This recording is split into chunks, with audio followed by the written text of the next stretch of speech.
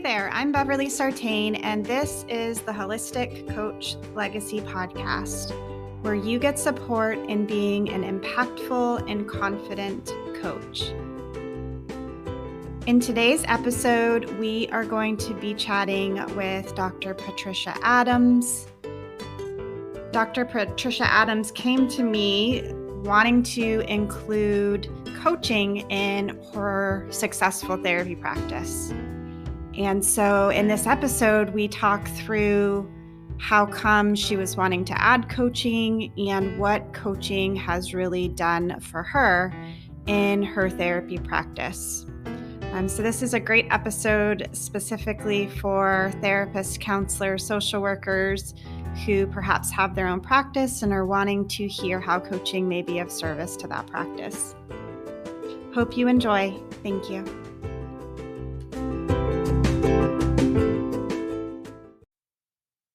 Welcome, Dr. Patricia Adams. So good to be here with you today. Thanks for coming on and connecting with me about you and your awesome business that you have with the Zeitgeist Wellness Group. So thanks for being here. Thanks for having me. Looking forward to our conversation. Awesome. So why don't we tell the listeners a bit about you and your business? We'll start there. Well, I'm licensed in the state of Texas as a marriage and family therapist, as well as a licensed professional counselor. So there I was for many years running my own little private practice, seeing about 28 to 30 clients a week. And I went to this meeting with the Small Business Administration, and they said, Dr. Adams, do you know what you can do for us? And I said, I'm a marriage counselor. What can a marriage counselor do other than do marriage counseling, which was what I love? And they said, no, there are business opportunities for you. Would you like to hear more about it? Sounds like a great coaching question, right? Would you like to hear more about it? Yeah. And I said, yeah. Right. So I went home and I told my husband everything I learned. And he was like, sure, you could be a business owner. And the next day we birthed Zeitgeist just like that. It was such a natural progression to go from thinking about me and my clients to thinking about the industry of psychotherapy. And so we started our business. We called it Zeitgeist Expressions Incorporated in the beginning. And one day somebody said, well, what is that? Oh. So then the next day we changed it to Zeitgeist Wellness Group. And it's been that ever since. So we provide now coaching, marriage and family therapy services, social work services, medication management, consulting, and have grown what was an individual private practice into a multidisciplinary outpatient behavioral health and wellness group. That's who we are.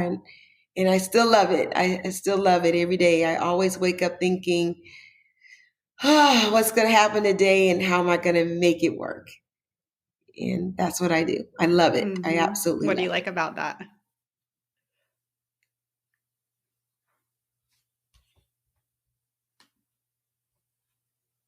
What do you love about that?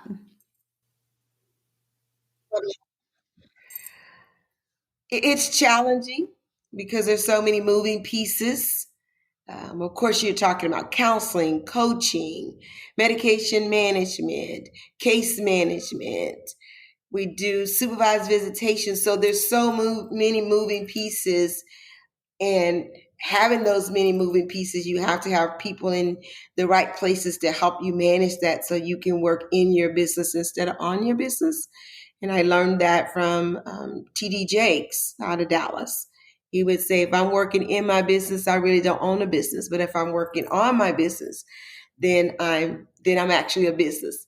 And so I took that to heart. So I spend more time working on the business than I do in the business. It's a great perspective shift to have. Yeah. And, I talk to a lot of people that are therapists and counselors. And they're very interested in coaching. So what had you interested in adding coaching to your practice? It's the business side. Again, that multidisciplinary approach. And I just love that. So when I heard about your coaching container and did some research, and I said, that's what I'm looking for. And so we immediately looked at it from a business perspective. How do we build a leg of our company around coaching for people who may be wanting to transition into private practice, maybe, or to those who are trying to transition out to private practice. And because the business does state, federal, and corporate bids and contracts and certified in multiple arenas, it was like, oh, there are going to be some coaching contracts that come out. So how do we get our hands on those from a business perspective? And so in 2019, right around August of 2019, I saw these coaching contracts. I'd heard a lot about coaching and had done some research, but again, it has to be the right business time for you to branch into something like that. And then again, from a business perspective, we saw what corporate clients would pay to have corporate coaches come in and work with their people. And so it was a natural thing to do. And then we met in 2020 just to show the progression. And we jumped on board right away with your process. And we, again, when I say we love it, it's so relaxing to be able to sit back in the chair and use those principles, not only with the coaching clients, but to also utilize that with the teams that I work with, whether they're in the practice or outside the practice. So it just, again, just freed me up to be able, again, to work on the practice instead of in the practice. And that's why I love it so much. That's great. So, yeah. Yeah, it does offer. I always love how coaching, it offers a lot of creative freedom, and it just makes you start to think about things differently and bigger, like a bigger vision. And so I love that you already have that innately, Patricia, but you then also use the coaching to support yourself in how can we think bigger here. So it's great to hear that you utilized it in such a way. Yeah. And as far as, and you started to kind of go into this a little bit. Go ahead.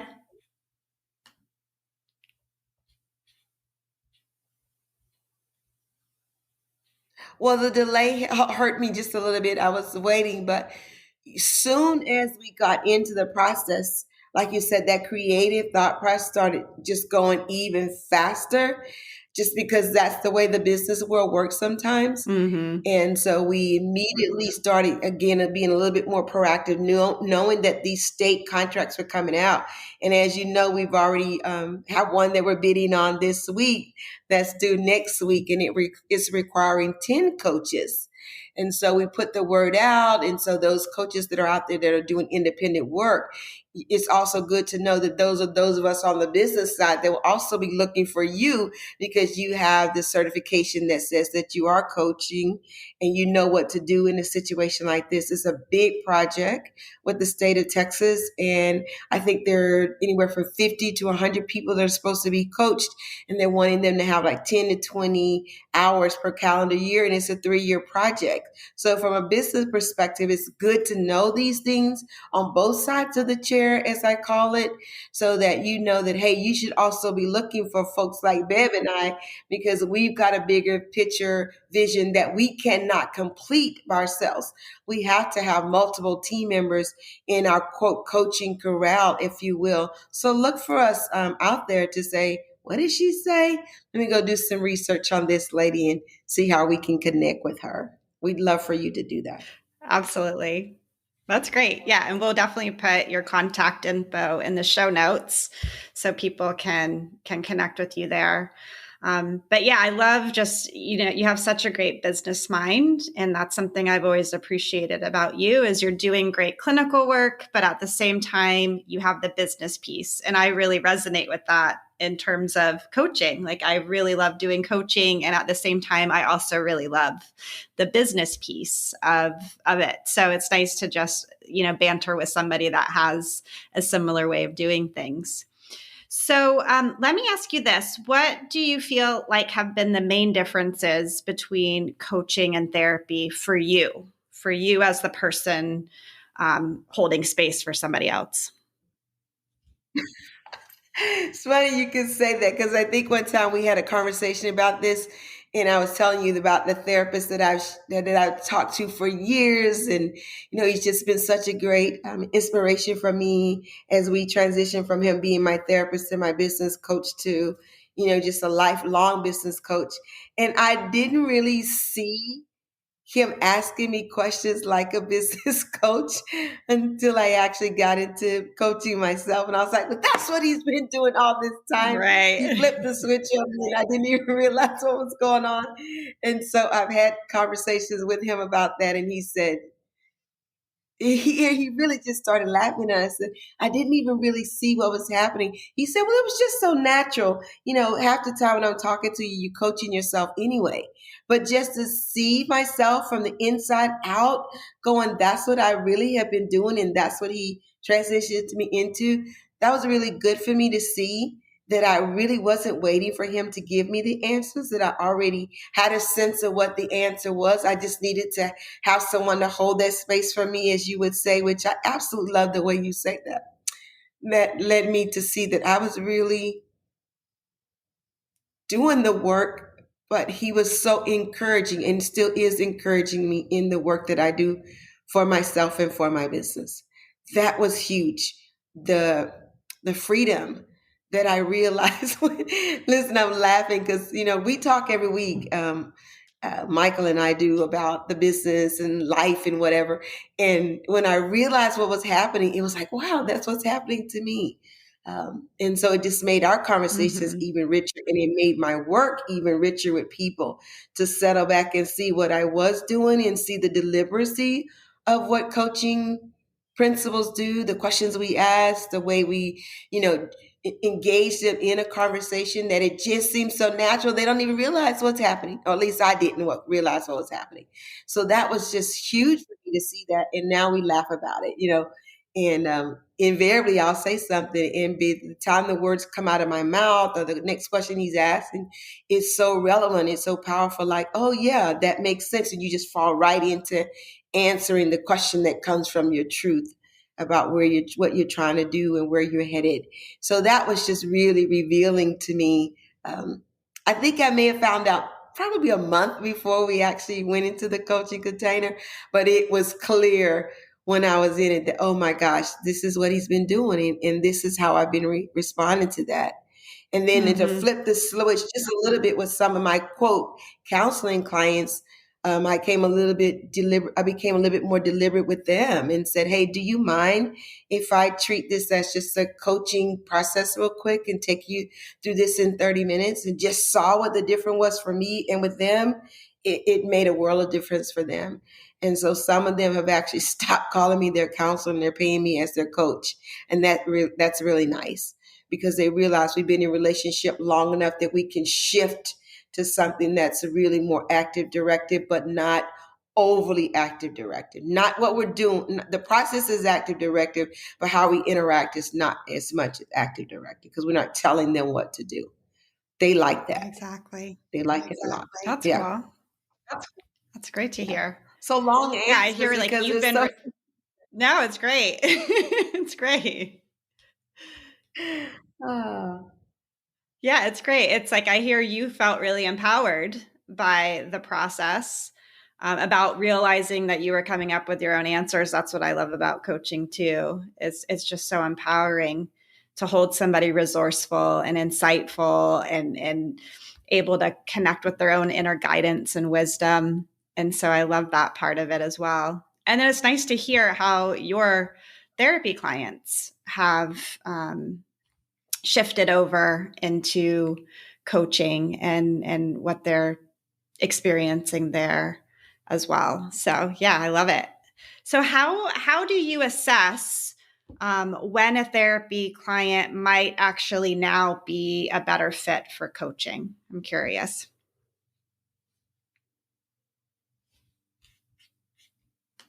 Great question.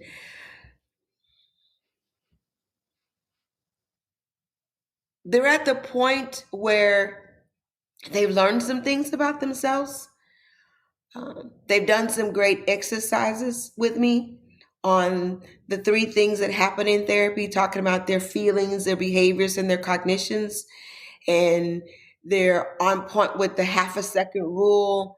They've done some great introspection within themselves about what they can change for them versus what they can't change for and within somebody else. And so that has led me to believe that now you're ready for coaching. And because that foundation is there, which I observed you doing a coaching session not too long ago, and that was the first time that I had seen you put an exercise into a coaching session. And so I've been doing that over the years with therapy. Here's a specific definitive exercise, and it's called the ABCs of change. Very simple, but very, very expansive. And so most of my clients who stick around have done that at least once or twice or through a concept that they're working on. So when they really garner that deep in their spirit, like I understand it's my emotions, my behaviors, and my cognitions, and they can funnel that information into a counseling session, I said, oh, you got it. You see again how your affect affects you and can impact somebody else. So what are you going to do with that? So when they do that and they've got that exercise, they can come into a coaching container easy for 30 minutes and go through a coaching process versus just that kind of whiny, sometimes we might do in therapy. So those were the first ones that I moved from from counseling into therapy, and they love it. They also like the structure of a 30-minute session, and I like the structure of that. Oh, Because at the interesting. beginning, we set an intent that we're going to do something. And by the time we're done, we're going to know, hey, did we meet your goals for this time that we had today? And how are you going to use that in your next 2 days or 2 weeks?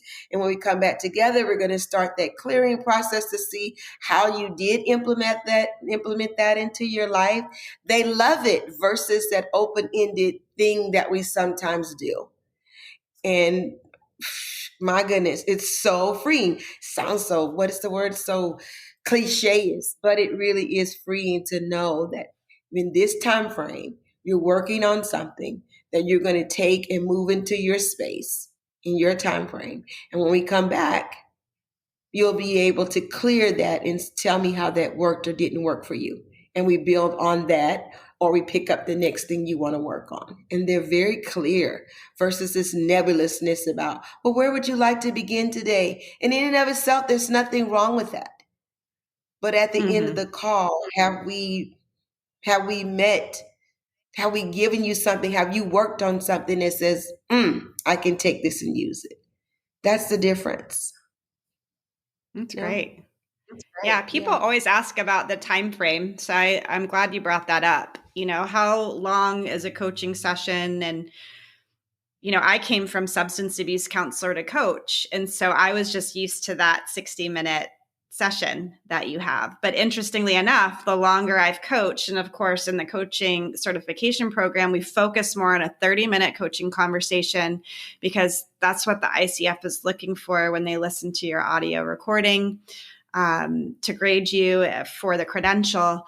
And so it really helps you get more concise, and it helps you get to that agreement and the measure of success and help evoke awareness and then move into facilitating that client growth through actions, planning, and accountability. And so you're right. It just makes you so much more focused. And it helps then the coachee be much more focused about what they truly want to get out of the conversation. It's not so open-ended where people don't really know what they're getting, right? It's much more focused on what do you want to get and how can we make sure you get it in 30 minutes. So I like that you can coach 30 minutes, 45 minutes, 60 minutes. There's some people that coach longer, just depending on niche and how they work with people. But I really like that you as the coach can also have a say, and I like working with people for this X amount of time too. So what do you think about that? I just love that. And I did a discovery call with someone about a month ago on a business side, totally business, going into it. I mean, she was clear. I'm going to give you 15 minutes. And if you want to be in my coaching container, it's $394 an hour. Well, I'm looking for something very specific in that. So you better believe when I walk in at $394 an hour, that when I come out of it, what she promised me that she was going to help facilitate for me was this. And so that's the thing I also like about coaching. There are different types of coaches for Yeah. different pieces of work, and that particular work needs a very left brain, here's the information I have type of coach in her style. But this one with clients is like they like that 30 minutes to be able to see beginning to end, and they see the concreteness of that. So yeah, I didn't have to pay 394. I got what I needed in 20. So Right. that was for me. She what do you call it? She novated or cut the cost because I was in Yeah, and out. prorated. Yeah. You know what I'm saying? Yeah. That's funny. So, but I That's would like great. to say something to that point about Sure. EAP clients. For those of you who are out there and you're therapists and you're listening to this, the coaching container for EAP clients is really cool too, because their therapy, their consultation, their interaction with us is very short term, 6 sessions, sometimes 8. And I've seen some EAPs that refer about 12 sessions. But man, imagine what you can do if you were utilizing these principles with someone who's actually only has a limited number of sessions, and they claim they're looking for something very specific. And here's the ticket. You're not looking for something beyond that. Catch that? Yep. Try to hold them longer or take them from EAP into their mental health. Hey, counselors, use the EAP platform to be a really good coach and help them to know that by the time they're done with their 6, their 8, their 10, their 12, that this is what they claim they wanted to get out of that, and move on. What do you think the And benefit of that is for you, the they're coach? empowered. Mm-hmm. They're empowered, to do a good job with them and make sure they get out of what they need, and then they can move on. And because we're in the midst of a pandemic, we need to be honoring of our own holistic process of being healthy and well, and not just trying to garner as many clients as we can. We can't remember what the last person said because we're doing too much. But if we just stick with that in that EAP space, man, it has been so freeing. We have this amount of sessions, this amount of time. How would you like to utilize them? Once a month, every other week, once a month? Oh yeah, that sounds like a really good way to approach this. And then again, it just frees you with that client to help them to get from where they want to be, and they'll feel really good about referring you to their companies to say that EAP counselor really stuck in the EAP space.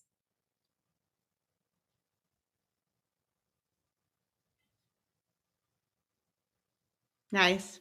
Wonderful. Well, you have such a plethora of knowledge when it comes to the business aspect, right? So if anybody's listening, I just encourage you to connect with Dr. Adams, because she has just been doing this work for such a long time, and she's really become masterful at how to utilize the different resources that are available to her to really build a great practice that's providing great services to people. So I always enjoy our conversations because I love your mind. You have a beautiful mind, and it's so creative for serving people and for business.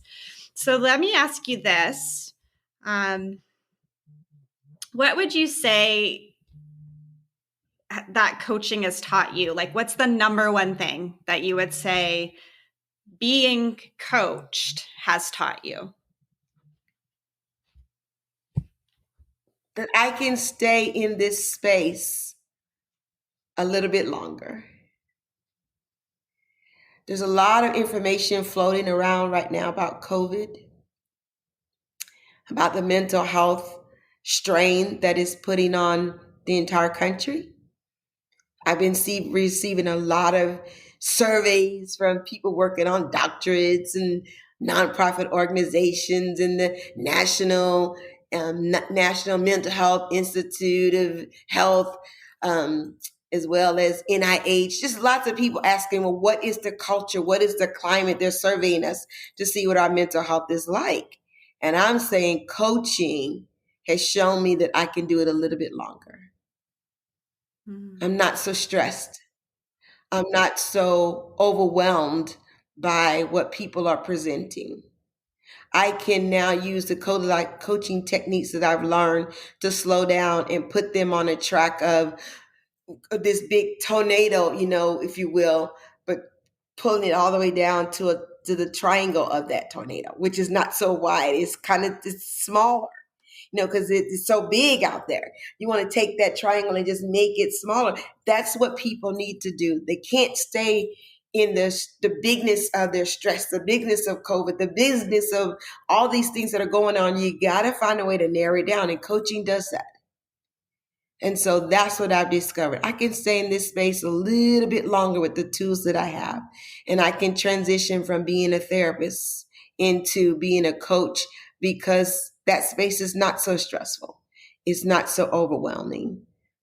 And I've been in this space, like you said, for quite some time. So I know the benefits of having a therapist that's been around for a long time. I know the benefits of having a coach that's been around a long time. And my clients will tell you, those who've been with me for a long time, they too know what that's like. And they love the transition from me being, quote, their counselor into the space of being a coach. That's what I've learned. And I love that too, because I feel less stressed in my shoulders. I feel less stressed in my hips. I can see the stress that I was carrying that I didn't even realize I was carrying. And now it's like, oh, no more of that. I won't be carrying any more of those kind of stressors. And that's what I've learned. And I love that I've learned it. And I've learned that I've got a little gray to go with it to prove that I was getting it that way. And now I feel a lot. That's so great to hear. I talked to so many people. I just started a new cohort yesterday, and one of the social workers was saying she had basically gotten burned out on social work, so it's just a different way of being with people. And it's this way where we don't take it all on, and you don't get trained to take it on. You get trained not to take it on. And that's what I love about it, right? Is that the training is that it isn't your responsibility, and that it isn't about you asking the most perfect question, that it isn't your job to get anybody anywhere. It is their job to get themselves where they want to get to. And I love just being a part of that process, and that process isn't dependent on me doing more, being more, saying more, or whatever it is, right? So it's really enjoyable. And it's really enjoyable for me to hear you talk about that right now, of how it's allowing you to be in this work for longer. And thank goodness, because you have so many strengths and skills and resources under your belt to be able to share with people. And so now you can pass it on better because you're not so stressed and wanting to get away from it, right? Right. So it's great to hear. And so what's the legacy you're wanting to leave, Dr. Adams? Oh my gosh. Oh my gosh. So I'm into legacy building. And so I've taken my for-profit organization, Zeitgeist Wellness Group, and I've novated 51% of my company to my daughter-in-law. She's a service-disabled vet. She served in the Navy. And so I'm already legacy building with her and my son, who will take over the company in about 5 to 8 years. One of the people in your new coaching container is one of my administrative assistants. I have 3. And so I paid for her to get into the coaching container because I just see so much in her that she's just going to grow and grow in our company. And I want her to have some skill sets to be able to do that. She's very excited. I've already referred another one of my mentees that I worked with within my church. And she wants to be a young mom, so many strengths, so bright, and be able to work at home. So after just being with her for a year, the coaching opportunity came up. And so I mentioned it to her, and she now has quit her job. And she and her husband are just amazing young people. She's like my daughter. And I see her already growing in the coaching space and what she wants to do with young women. She's already a child ad litem does work with the state of Texas. And so she sees that as an opportunity for her to be involved with stressful situations, but see the coaching as a way of being not detached, but being able to just protect her own soul in some sense, but just to know how to be with people. So we've done that, and our nonprofit is just getting ready to bloom. So I'll sit in the space of the executive director, clinical director for till I'm about 65 or so. So I've got a couple more years for that. And then my daughter will actually take that on because she's going to veterinarian school. So we're starting a little bit of division in the nonprofit for dog grooming. So we can already be grooming dogs before she finished veterinarian school in a couple of years. But I'm already growing coaching practices, as you know. I help to grow medical practices from ground up. So coaching has taken this little bitty licensed marriage and family therapist heart and soul into being a conduit for people who don't know what's out there. I didn't either. I didn't know that a marriage and family therapist could run a business. And most of us don't get that in school. So, Right. man, we're approaching universities in the state of Texas. And so now that, again, I'm working on the business instead of in the business, I had a conversation with the president of UTSA last year and his wife. And so now I'm going, okay, I am somewhat the SME, subject matter expert, of course, in mental health and outpatient wellness in San Antonio, and I embrace it. I love it. And so COVID gave me that. It gave me a little bit more oomph to do that, but it also gave me the impetus in meeting you to say, okay, how do you protect people who are in this field and give them the ability to stay in it longer? So that's the answer to that question. So selfishly, I'm going to ask you if I can join you in a couple more weeks. So here's the carrot, as they say.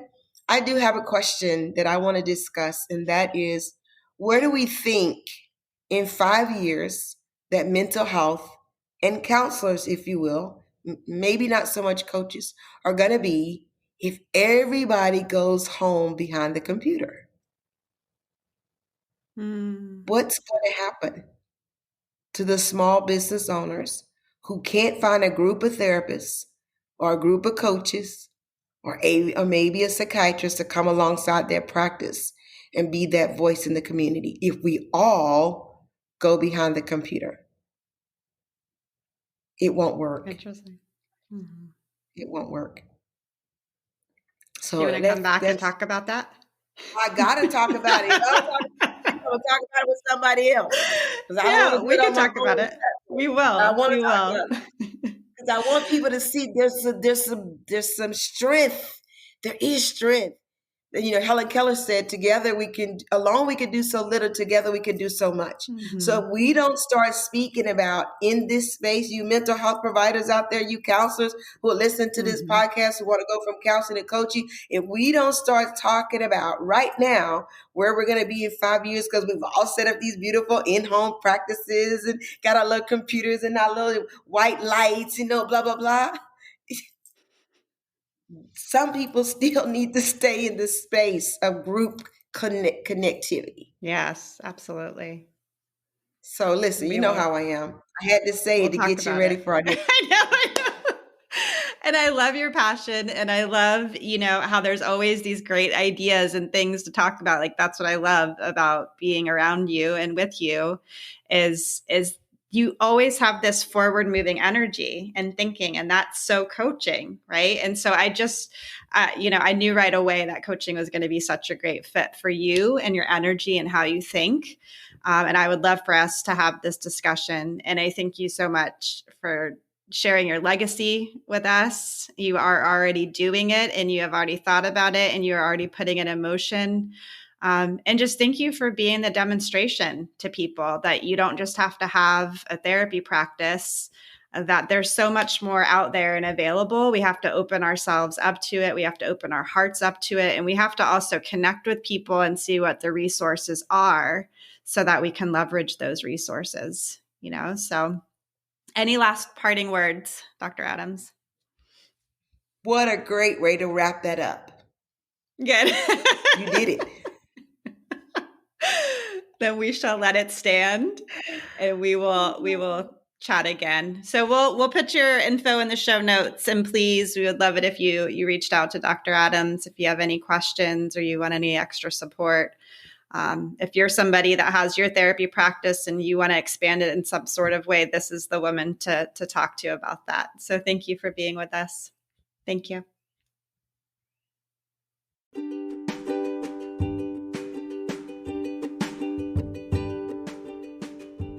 If there's only one thing that you take from today's episode, I hope it's a better understanding of what coaching can do for a therapy practice. And furthermore, just how coaching can be added as an additional service. Whether you're doing therapy or not, you might be doing some other type of service. We have people that are consultants or mentors or do healing work. And so coaching can be a great additional service and skill that you offer people because it can be included to add to a package and provide even more value so that you can get a great return on investment. So I hope that this was helpful for you today. Thank you so much for listening. Until next time, and remember that Holistic Coach Legacy is truly a path, not a destination. Many blessings to you. Thanks for being with us.